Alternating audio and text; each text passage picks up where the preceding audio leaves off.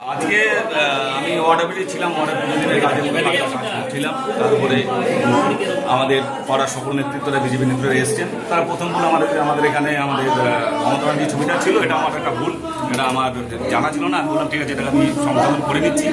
এই store room আমি জীবনে কোনো দেখিনি, স্টোর রুম কী করে এই কাগজপত্র এলো সেটাও আমার জানা নেই। এখানে কি ছিল, যেহেতু লেবার টেবার অনেক কাজ করে স্টোরটা তারাই ব্যবহার করে।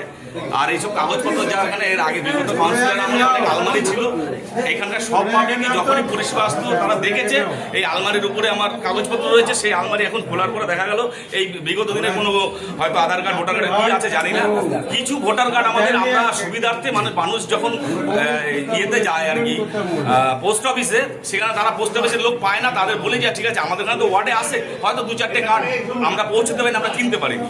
এইরকম ঘটনা ঘটতে পারে না। ভোটার কার্ড আধার কার্ড দেখুন তো এখন দেখছি স্যার, আমি মানে এটা এইখানে ছিল ওয়ার্ডে রয়েছে, ওয়ার্ডের আমি তো দেখি ওয়ার্ডের মধ্যে এর আগে বিগত কাউন্সিলর আমলে থাকতে এই সব ফাইল অফ ছিল, ওখান থেকে সব বের করেছে। আর বিগত মানে কোনোদিন এটা আমরা দেখিনি, মানে ওটাকে আমি খুলে আর দেখিনি। এই স্টোর রুম মানে আমার যারা কাজ করে তারাই ব্যবহার করে, তারাই থাকে। আমি তো আর স্টোর রুম বেশি ব্যবহার করি না, আমার স্টোরে থাকি না। না এখানে ছিলাম কি কেউ একজন মেরেছে হয়তো। আপনার নাম?